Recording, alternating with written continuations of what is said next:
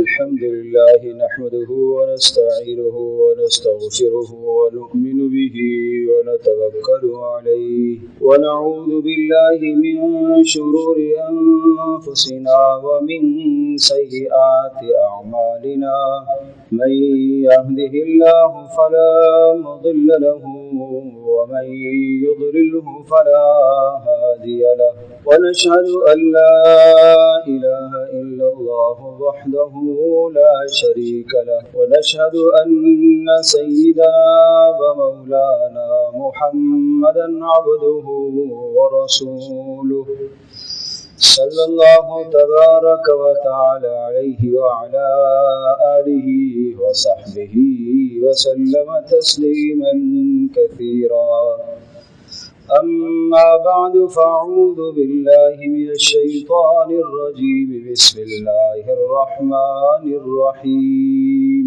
يا أيها الذين آمنوا إن تطيعوا فريقا من الذين أوتوا الكتاب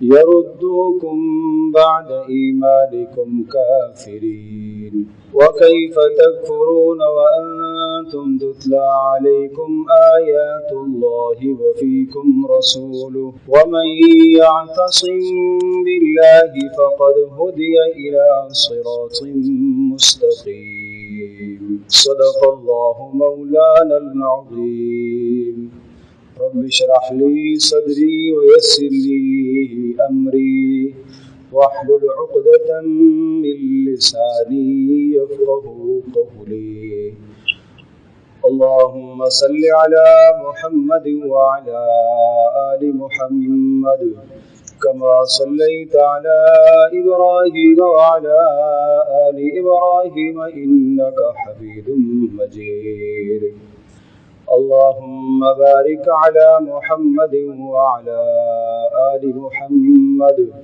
كما باركت على إبراهيم وعلى آل إبراهيم إنك حميد مجيد. گرامی قدر حاضرین و سامعین، قرآن کریم کی طویل، لمبی اور بڑی صورتوں میں سورۃ البقرہ کے بعد سورہ آل عمران ہے۔ سورہ آل عمران کی 200 آیات ہیں اور سورہ آل عمران کے 2 حصے ہیں۔ پہلا حصہ نصارہ کے باطل عقائد اور نظریات، اور پھر ان نظریات کی اصلاح کی گئی اور باطل نظریات کو رد کر کے امت مسلمہ کو صحیح سوچ اور صحیح نظریہ دیا گیا۔ اور دوسرے حصے میں تمام تر وہ باتیں ہیں جو امت مسلمہ سے متعلقہ ہیں، امت مسلمہ کو تنبیہات ہیں۔ تو پہلے حصے میں کل 99 آیات ہیں اور دوسرے حصے میں 101 آیات ہیں۔ اس وقت کی نشست میں جو آیت کریمہ میں نے تلاوت کی ہیں، 2 آیات میں نے پڑھی ہیں، یہ دوسرے حصے کی پہلی 2 آیات ہیں۔ اہل کتاب یہود و نصارہ کا تذکرہ کر کے خاص طور پر نصارہ کا تذکرہ، یہ تذکرہ کر کے اللہ تبارک و تعالی نے اہل ایمان کو تنبیہ فرمائی اور بہت ہی سخت تنبیہ۔ الفاظ پر آپ غور فرمائیے اور پھر قرآن کریم کے ان الفاظ پر غور کرنے کے بعد اپنی زندگی پر غور کیجیے۔ قرآن کریم کی یہ آیات، قرآن کریم کے یہ مضامین، یہ ہماری زندگی سے متعلقہ ہیں۔ ایسا محسوس ہو رہا ہے کہ یہ قرآن کریم کی آیات اور یہ جو مضمون میں بیان کر رہا ہوں بالکل آج کے ماحول کی عکاسی کر رہا ہے۔ 100% آج کا ماحول ہمیں بتا رہا ہے، سمجھا رہا ہے۔ بہت غور سے سننے کی ضرورت ہے۔ اللہ تبارک تعالی جب کبھی کسی خاص حکم کو ذکر کرتا ہے یا کسی خاص بات سے اللہ پاک روکتا ہے تو اللہ تبارک تعالی اپنوں اور اللہ کا اس امت سے جو تعلق ہے اس تعلق کو اللہ پاک ذکر کرتا ہے۔ ایک باپ اپنے بیٹے سے کسی بات کا تقاضا کرتا ہے، ایک ماں اپنے بیٹے سے کسی بات کا مطالبہ کرتی ہے، تو ماں اپنے بیٹے کو اپنا تعلق جتلاتی ہے کہ آخر میں تیری ماں ہوں۔ باپ اپنے بیٹے کو اپنا تعلق بتلاتا ہے کہ میں آخر تیرا باپ ہوں، تیرا خیر خواہ ہوں، مجھ سے زیادہ کون تیرا خیر خواہ ہو سکتا ہے؟ تجھے میری بات کی لاج رکھنی چاہیے اور میری بات کو سن لینا چاہیے۔ اسی طرح سے اللہ پاک بھی ارشاد فرماتا ہے، یا ایھا الذین آمنوا، اے وہ لوگوں جنہوں نے اللہ کو اپنا رب مانا ہے، اے وہ لوگوں جنہوں نے اللہ کے تقدیر کے فیصلوں کو تسلیم کر لیا، اے وہ لوگوں جو اللہ کے رسولوں پر بھی ایمان لا چکے، اے وہ لوگوں جو اللہ کی کتابوں پر بھی ایمان لا چکے، جو فرشتوں پر بھی ایمان لا چکے، جو مرنے کے بعد کی زندگی پر بھی ایمان لا چکے۔ یعنی اللہ یہ ارشاد فرما رہا کہ میں نے تمہیں اپنی ذات کے متعلق جو بتلایا وہ بھی تم نے تسلیم کیا، میں نے اپنے رسولوں کے متعلق جو بتلایا وہ بھی تم نے تسلیم کیا، میں نے اپنی کتابوں کے متعلق جو بتلایا اس پر بھی تم نے ایمان لایا، اور میں نے ملائکہ کے متعلق جو تمہیں بتایا تم اسے بھی مانتے ہو، اور تقدیر کے متعلق جو کچھ میں نے بتلایا اس پر بھی تمہارا ایمان ہے، اور آخرت کے متعلق جو میں نے بتایا اس پر بھی تمہارا ایمان ہے۔ تو پھر اے لوگو ایمان والو ایک بات تو سن لو۔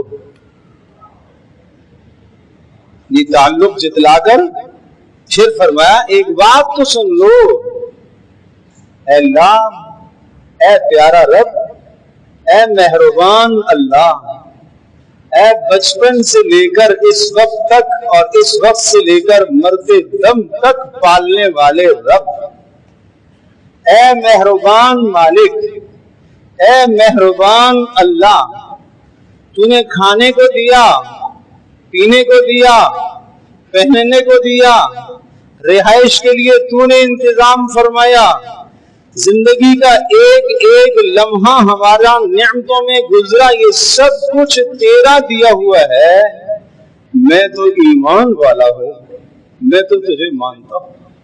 اے اللہ، تیرا حکم سر آنکھوں پر، تیرا حکم سر آنکھوں پر، تو حکم کو فرما، میں تیرے نام پر اپنی جان دینے کو تیار ہوں، میں تیرے نام پر اپنا سارا مال قربان کرنے کو تیار ہوں، میں تیرے نام پر اپنی اولاد، اپنی جائیداد، اپنا سب کچھ لٹانے کو تیار ہوں۔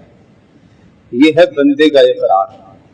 یوں بندے کا اقرار ہونا چاہیے، یہ بندے کا اقرار ہونا چاہیے اللہ کے سامنے، اے اللہ میرا سب کچھ تو ہی ہے، اے اللہ سب کچھ میرا بک سکتا ہے، جا سکتا ہے، مگر تیری ذات عالی پر ایمان نہیں جا سکتا۔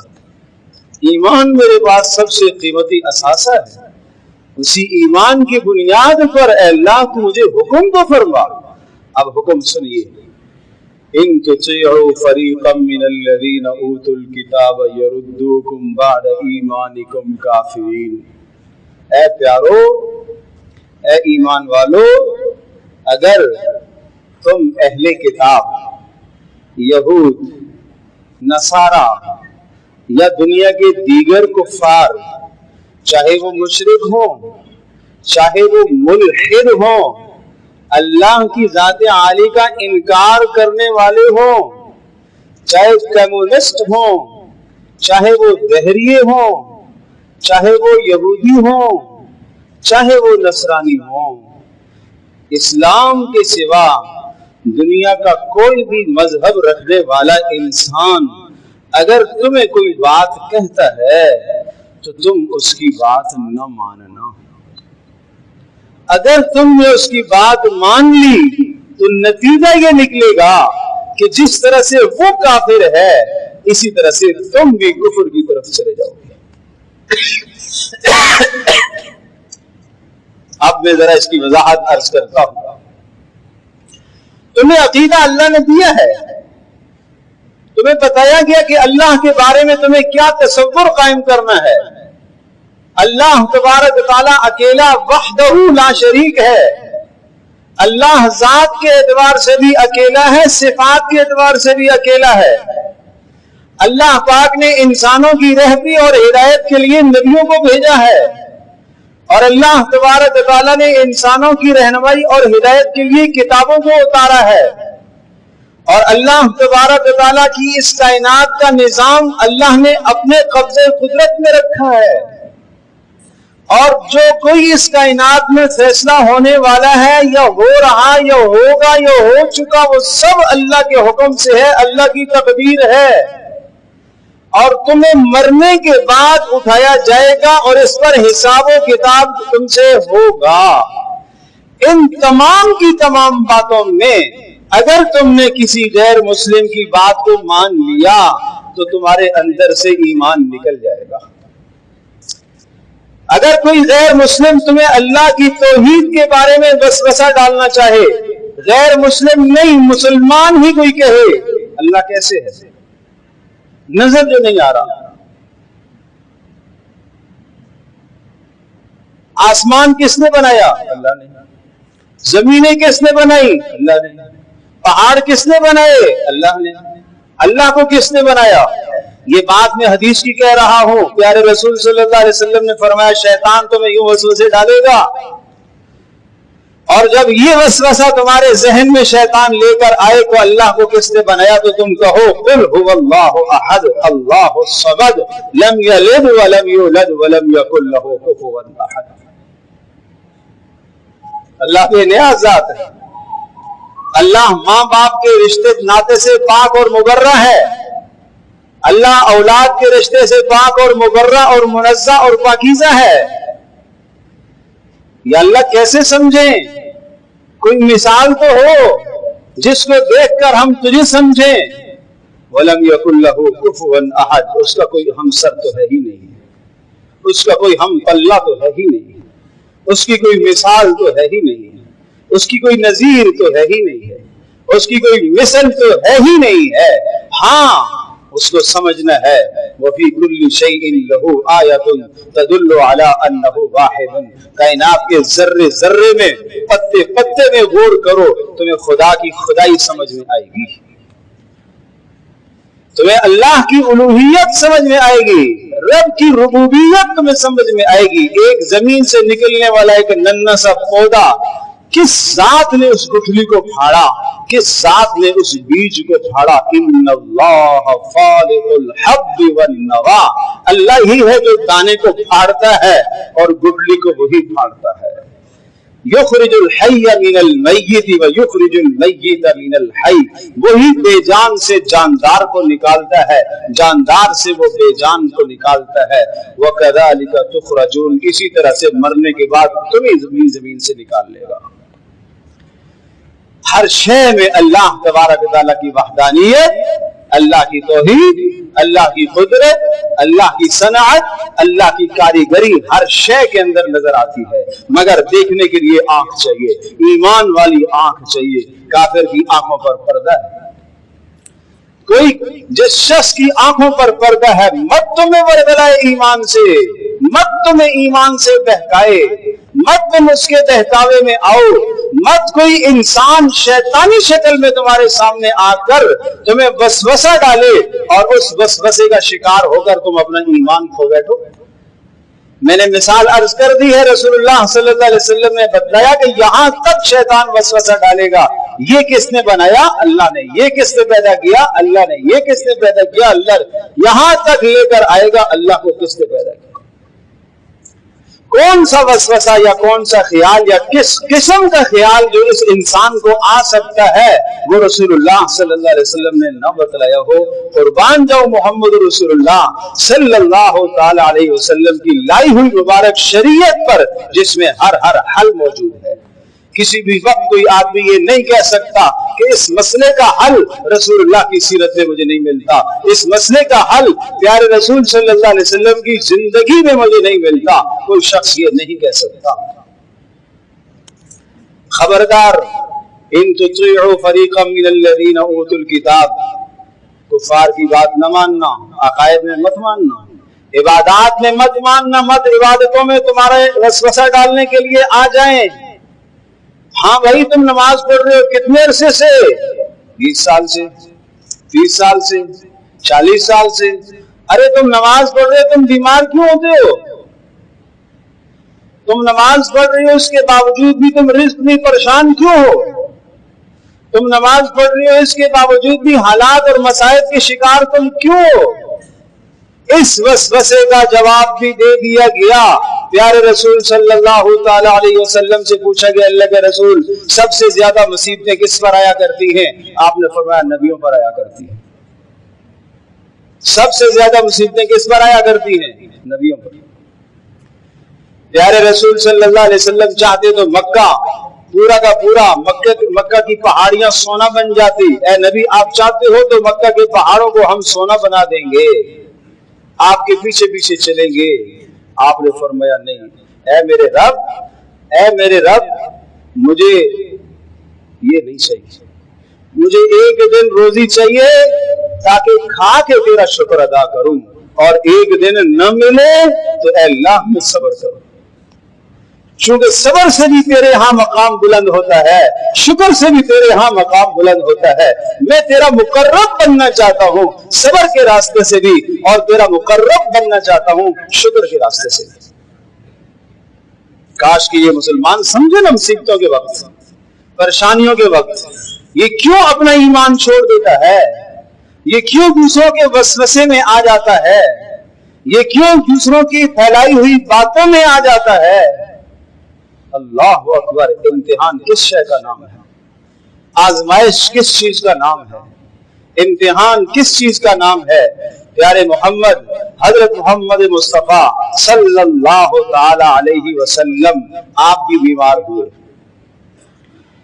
آپ بھی بیمار ہوئے، اور ایسے ویسے بیمار نہیں، آپ کو دوہری تکلیف تھی، آپ کو ڈبل اور دوہرا بخار تھا۔ آپ نے صاف بتایا مجھے امتی کے بنسبت زیادہ تکلیف ہوتی ہے، زیادہ تکلیف ہوتی ہے۔ یہ زیادہ تکلیف کیوں ہوتی ہے؟ کہ اس لیے تاکہ امت کے لیے تسلی کا سامان ہو۔ میرا امتی کہیں اپنا ایمان نہ بیچ ڈالے، کہیں مصیبت میں آئے، کہیں تنگ دستی میں آئے، کہیں فقر میں آئے تو اپنا ایمان کہیں نہ چھوڑ بیٹھے۔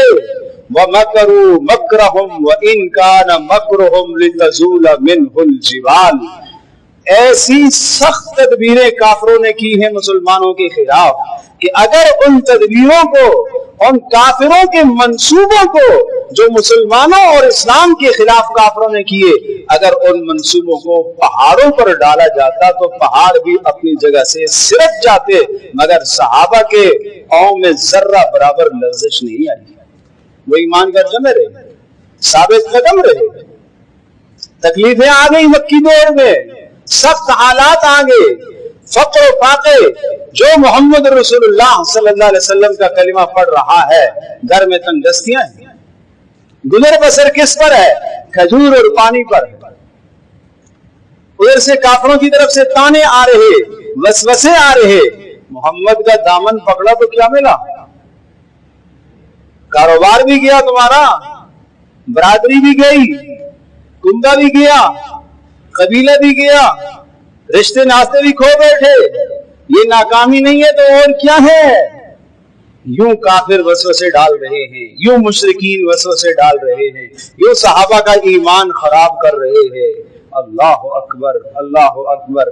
उसी पर आयत नाज़िल हुई, क़द अफ़लहल मुमिनून अल्लज़ीना हुम फ़ी सलातिहिम ख़ाशिऊन वल्लज़ीना हुम अनिल लग़्वी मुअरिदून वल्लज़ीना हुम लिज़्ज़काति फ़ाइलून वल्लज़ीना हुम लिफ़ुरूजिहिम हाफ़िज़ून इल्ला अला अज़वाजिहिम औ मा मलकत अयमानुहुम फ़इन्नहुम गैरु मलूमीन फ़मन इब्तग़ा वराअ ज़ालिका फ़उलाइका हुमुल आदून वल्लज़ीना हुम लिअमानातिहिम वअहदिहिम राऊन वल्लज़ीना हुम अला सलातिहिम युहाफ़िज़ून उलाइका हुमुल वारिसून अल्लज़ीना यरिसूनल फ़िरदौस हुम फ़ीहा ख़ालिदून।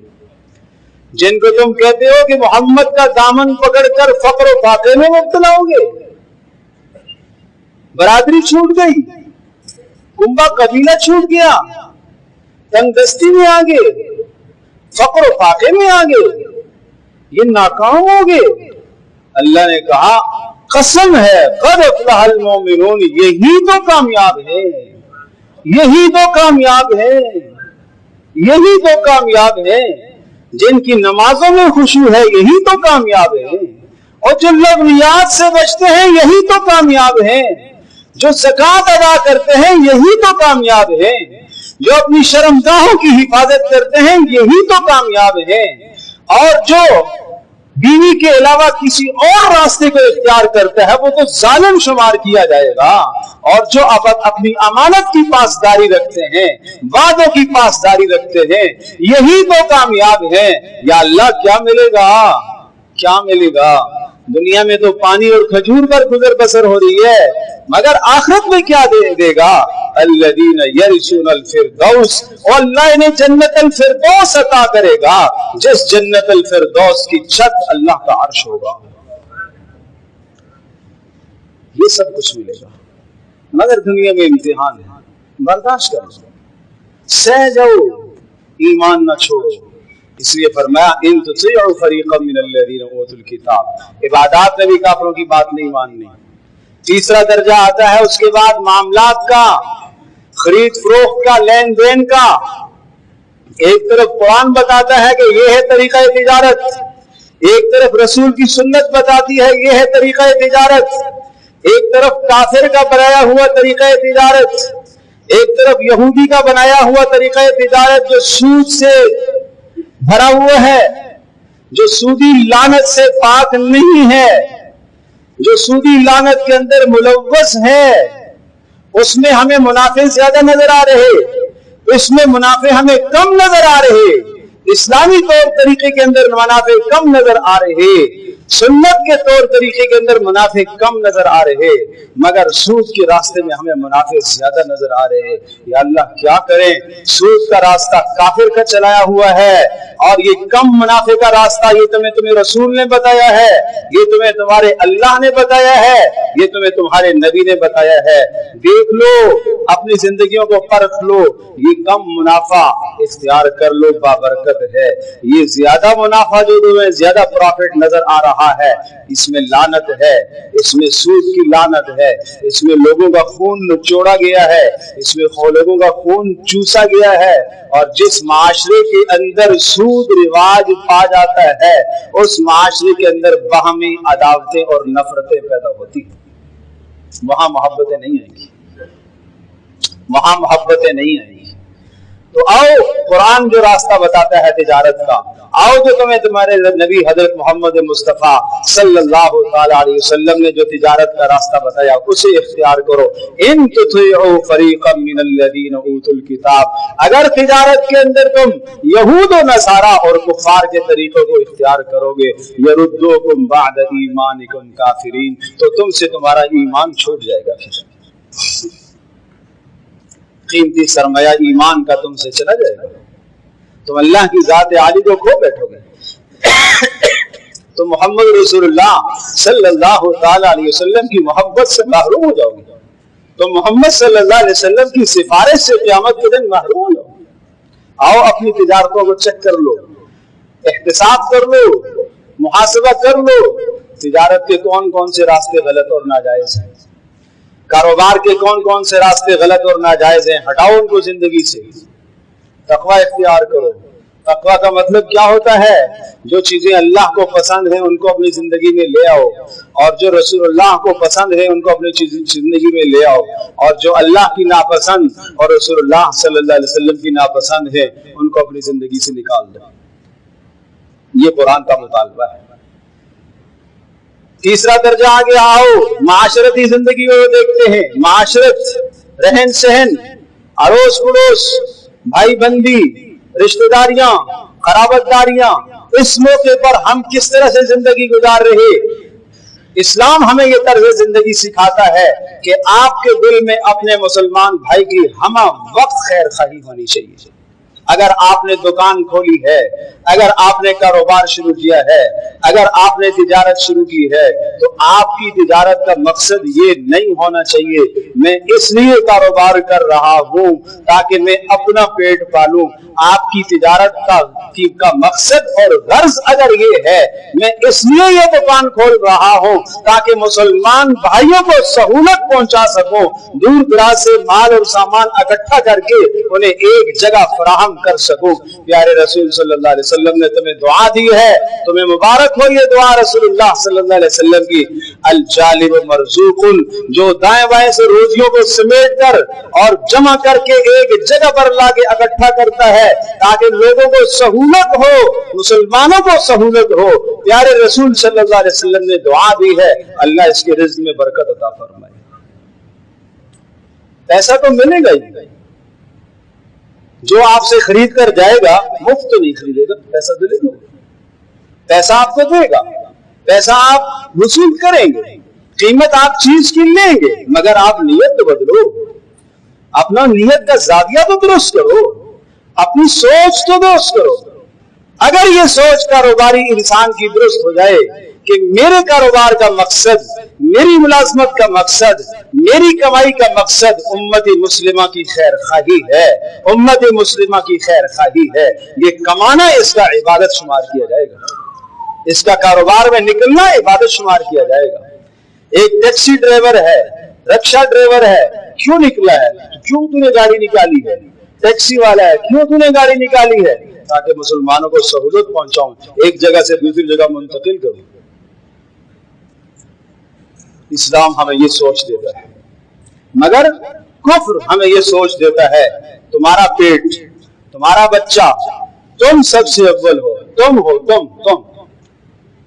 اسلام ہمیں عمومی سوچ دیتا ہے، تم اپنے مال میں، تمہارے مال میں صرف تمہارا حق نہیں ہے، تمہارے مال میں تمہارے ماں باپ کا حق ہے، تمہارے مال میں تمہارے قرابت داروں کا حق ہے، تمہارے مال کے اندر غرباء اور فقراء اور مساکین کا حق ہے۔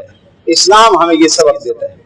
آئیے معاشرتی زندگی کا ہم احتساب کریں، ہم کس طرح سے زندگیاں گزار رہے ہیں، کیا کافر کے طرز زندگی کو اپنایا ہوا ہے یا اللہ اور اس کے رسول کے بتلائے ہوئے طریقوں کو اپنایا ہوا ہے؟ اور اتنی سخت آگے ڈانٹ آئی ہے، اتنی شدت کے ساتھ ڈانٹ آئی ہے، ان آیات کو سمجھو جو آیات میں کہہ رہا ہوں، میں پھر پڑھتا ہوں۔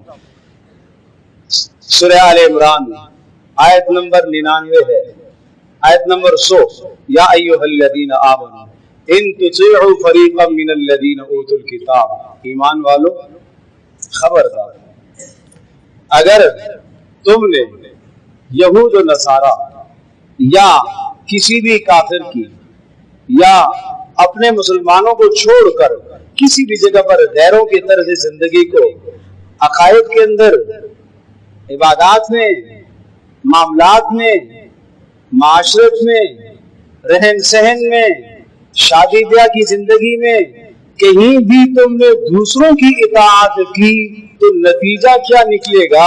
یردوکم بعد ایمانکم کافرین، ایمان کے بعد تمہیں کفر کی طرف لے جائیں گے، ایمان تم چھوڑ بیٹھو گے۔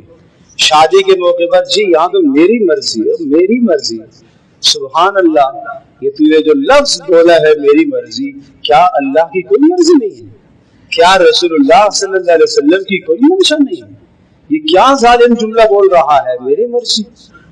اور اگلا جملہ سنیے گا، کتنا خوفناک کلمہ ارشاد فرمایا وَكَيْفَ تَكْفُرُونَ بِاللَّهِ, تم کیسے اللہ کا انکار کرو گے.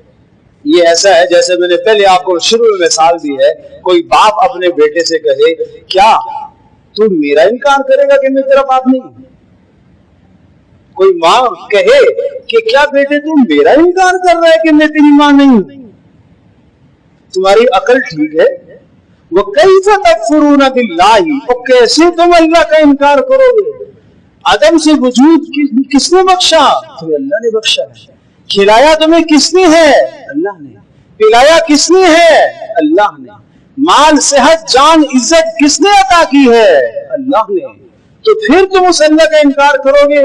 وَأَنْتُمْ تُتْلَى عَلَيْكُمْ آيَاتُ اللَّهِ, اور تمہارے پاس اللہ کا قرآن موجود ہے. اس قرآن کے ہوتے ہوئے تم گمراہ ہو جاؤ گے. اس قرآن کے ہوتے ہوئے تم غیروں کے طریقے پر آؤ گے. اس قرآن کے ہوتے ہوئے تم یہود و نصارہ کی زندگی پر آؤ گے. وَفِيكُمْ رَسُولُ, اور تمہارے پاس رسول اکرم صلی اللہ علیہ وسلم کا اسوہ حسنہ ہے. کیا لباس میں تمہیں نبی نے کوئی زندگی نہیں بتائی تھی؟ کیا سر سے لے کر پیر تک وضع قطع میں شکل و شباہت میں تمہیں نبی نے کوئی زندگی نہیں بتائی؟ کیا کاروبار میں تمہیں نبی نے کوئی ضابطہ اصول نہیں بتایا؟ نبی کی زندگی موجود ہونے کے باوجود, قرآن کریم تمہارے پاس موجود ہونے کے باوجود تم کیسے گمراہ ہو سکو گے؟ کیوں تم گمراہ ہو جاؤ گے؟ یہ اللہ کی طرف سے یہ کلام ہے. وَمَن يَعْتَصِمْ بِاللَّهِ فَقَدْ هُدِيَ إِلَىٰ صِرَاطٍ مُسْتَقِيمٍ, جو چمٹ جائے گا اللہ کی رسی قرآن کریم کے ساتھ, پیارے رسول صلی اللہ علیہ وسلم کی سیرت اور سنت کے ساتھ چمٹ جائے گا, وہی ہے صراط مستقیم. وہی ہے صراط مستقیم. قرآن و سنت کے علاوہ جو بھی راستے ہیں وہ صراط مستقیم نہیں ہیں, وہ گمراہی کے راستے ہیں. وہ گمراہی کے راستے ہیں. وہ دیکھنے میں بڑے خوشنما لگے, وہ دیکھنے میں اچھے لگے, وہ دیکھنے میں مخلص نظر آئے, وہ دیکھنے میں پیارے نظر آئے, مگر قرآن و سنت سے ہٹ کر جو بھی راستہ ہے وہ تمہیں گمراہی کی طرف لے جائے گا. اللہ میری بھی حفاظت فرمائے, آپ کی بھی حفاظت فرمائے, اللہ امت مسلمہ کی حفاظت فرمائے. اور جوان دوستوں سے میری درخواست ہے, اس قسم کے بہکاووں میں مت آیا کرو. آج کل ایک نیا فتنہ اٹھایا ہے, شیطان کی پوجا کرنا, شیطان کو خوش کرنا. ایسی مجالس, ایسی محافل منعقد کی جاتی ہیں جن میں شیطان کی شکلیں بنائی جاتی ہیں, اور وہاں مکس گیدرنگ کے اندر ناچ گانا اور موسیقی ہوتا ہے, اور ان کا مدعا یہ ہوتا ہے کہ شیطان کو راضی کرنا ہے. یہ ازل سے جنگ چلی آ رہی ہے. شیطان تمہیں ہمیشہ اللہ کی نافرمانی کی طرف لے کر جائے گا. جو شیطان کو راضی کرے گا اس نے رحمان کو ناراض کیا, جس نے رحمان کو ناراض کیا وہ شیطان کو ناراض کرے گا. ہم سب کو کیسے راضی کرنا چاہیے بھائی؟ رحمان کو راضی کرنا, رحمان کو راضی کرنا یہ میری ذمہ داری ہے. اور فرمایا اولئک حزب اللہ, اور جو اللہ کو راضی کرے گا اللہ اسے کامیاب کرے گا. اور جو شیطان کو راضی کرے گا استحوذ علیہم الشیطان, پھر شیطان اس پر مسلط ہو جاتا ہے. فانساہم ذکر اللہ, وہ شیطان اسے اللہ کی یاد بھلا دیتا ہے. اولئک هم الخاسرون, پھر وہ دنیا بھی تباہ کرتا ہے, آخرت بھی تباہ کرتا ہے. اپنی دنیا اور آخرت کو تباہ نہ کرو, اپنے رحمان کو, اپنے اللہ کو راضی کرنے کی کوشش کرو. وآخر دعوانا الحمدللہ رب العالمین.